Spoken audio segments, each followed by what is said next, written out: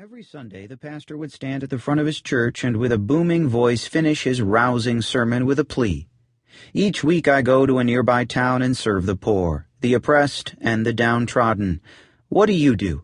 How do you show your compassion to those in need?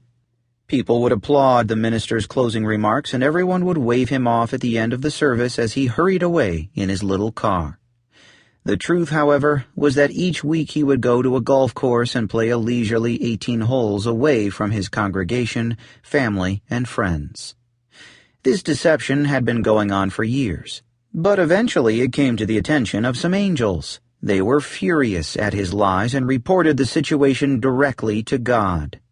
After a little consideration, God said to the angels, "I will visit with this minister on Sunday and teach him a lesson he'll never forget." Sure enough, next Sunday God showed up at the church. Yet again the minister informed his congregation that he was going to go serve the poor before leaving for the golf course. This time, however, God intervened.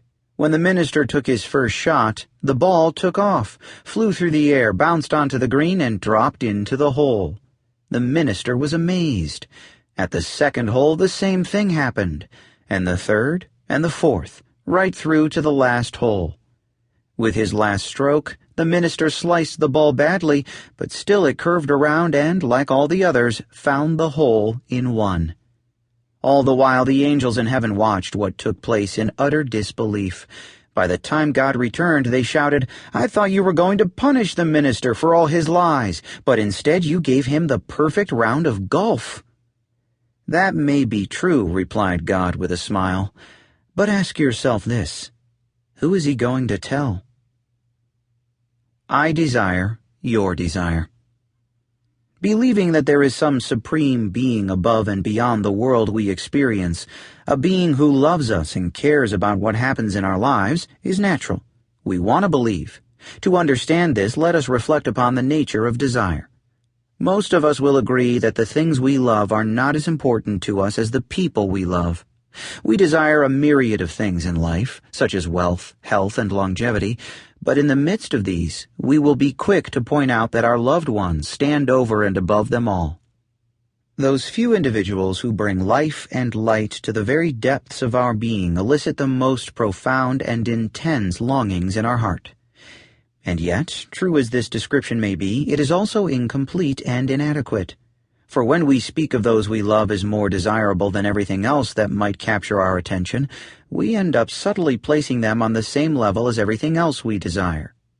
If we simply long for our partner in a more intense and inflamed way than a promotion at work, a holiday in the Bahamas, or a home by the beach, we end up treating them in much the same way, as one more thing we want.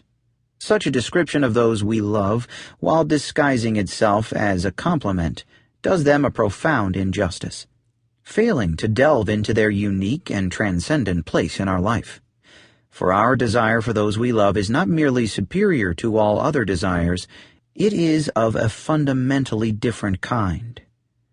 Imagine that most painful of experiences, the loss of our beloved. Most of us know what it is like to be scorched by that black sun, to lose someone for whom we would gladly lose everything to save. If we take a moment to reflect upon such a loss in our own life, we find that when we lose the one we love more than life itself, we do not simply lose something we desire, we begin to lose the very ability to desire. In other words, when we lose our beloved, we find that the other things that once tempted us lose their seductive power. Thoughts of promotions, vacations, and new homes lose all of their glittering appeal. A chilling melancholy slowly envelops us, fading our once vibrant world into various shades of gray. In these times we discover that our beloved is not simply the object of our desire, but the very source of it. In that dark dungeon of despair, we find that the other is the one who invests our activities with meaning and significance. Any of our achievements, while once meaningful to us, now signify nothing. What we learn from this traumatic experience is that the loss of our beloved results in our world being cut adrift from its sun and descending into even greater darkness. For more than being the mere objects of our deepest despair, those we love are the ones who birth and sustain our very ability to desire. It is not, then, our beloved's mere existence that lights up our life with meaning.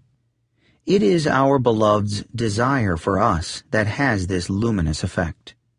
We might even still be with the one we love, but if we feel that they no longer love us, we experience the profound pain and suffering described above.